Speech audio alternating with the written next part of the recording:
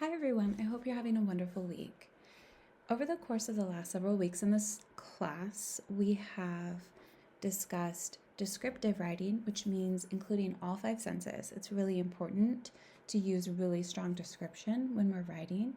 We've also discussed explanatory writing, so being able to explain what you mean and why it matters. Those two skills are really important foundational ideas for college writing. The next piece of the puzzle that we'll spend 2 weeks on is analyzing other people's writing.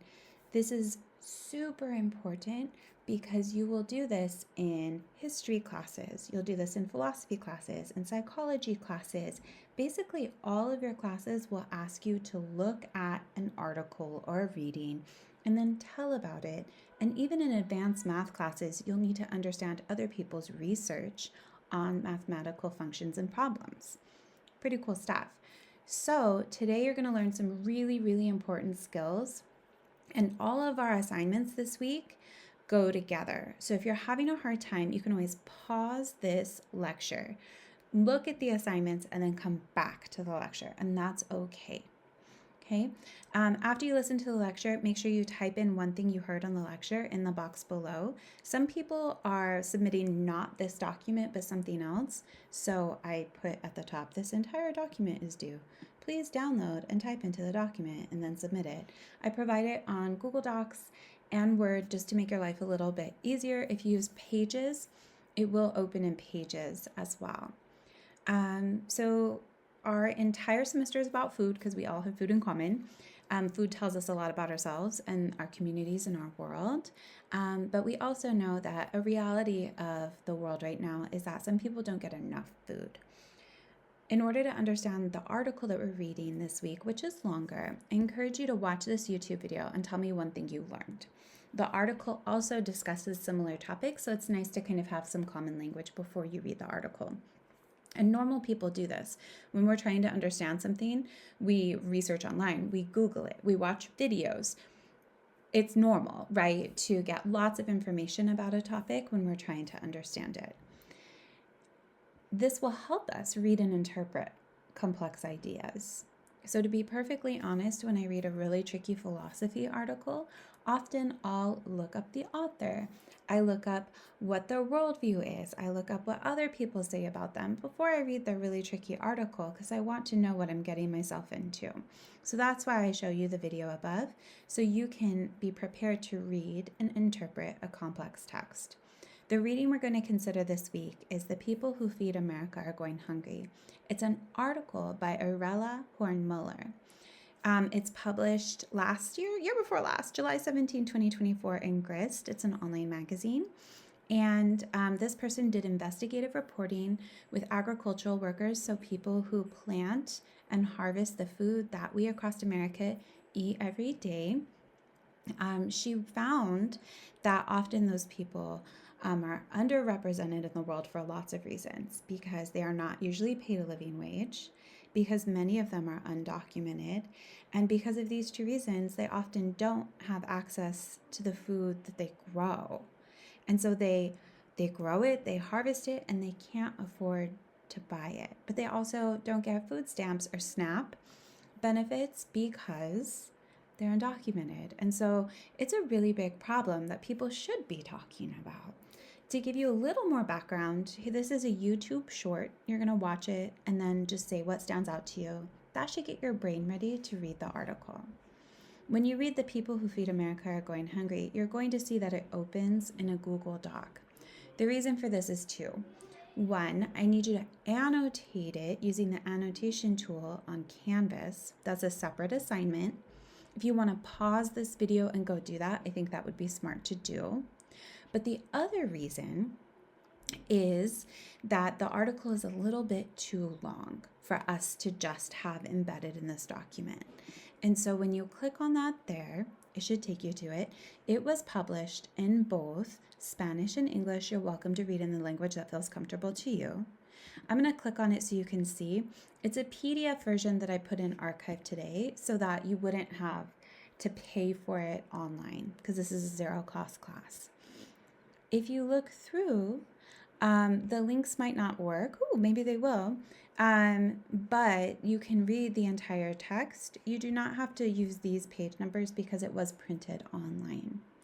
You'll see that this person wrote a great deal and includes images, just like you wrote last week, right? When your writing was due. And we're going to be reading and annotating. And then you'll think about this article as you describe the world that you live in. I want to stop here. I'm going to grab this quote and I'm going to copy it by pushing Command C because I have a Mac, but you could also do Control C for copy because I need quotes. Here's your reading task. You need to find and sandwich 6 sentences from the article. If you read in Spanish, at least put the first and last parts in English. You can quote it in Spanish. Entiendo español. But this is the thing. Your writing center, your WRC assignment for this week is to learn how to sandwich quotes. So if you're not sure how to do this, stop the lecture, go do the WRC assignment, and then come back to the lecture. Okay, I'll give you a second to decide. And so how we sandwich quotes, we start with what's happening in the quote, and then a sentence or two from the article. Any sentences are considered quotes.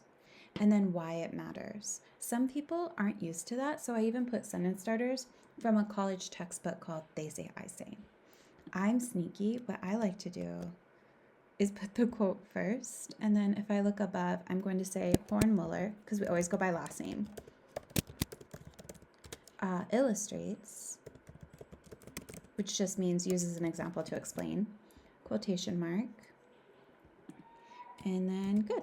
Okay, there's no page number because it's an online article. So the author illustrates that more than 41 million people get monthly grocery stipends, which is another way of saying food stamps or SNAP, right? And that's based on income, family size, and some expenses, right? And so what is she trying to tell us? It sounds like the author observes that food scarcity, which is another way of saying not being able to always afford as much food as you need. Thank you, spell check.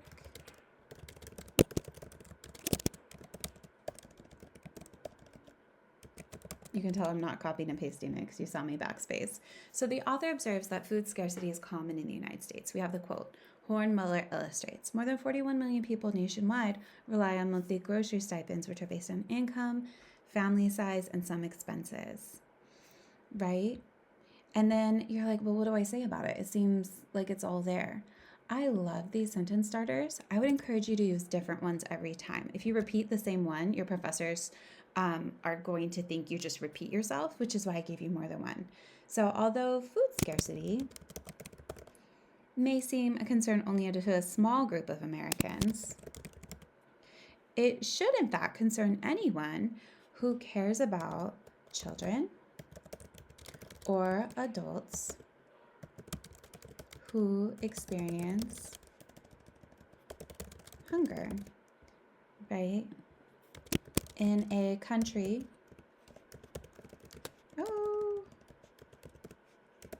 with a great deal of wealth,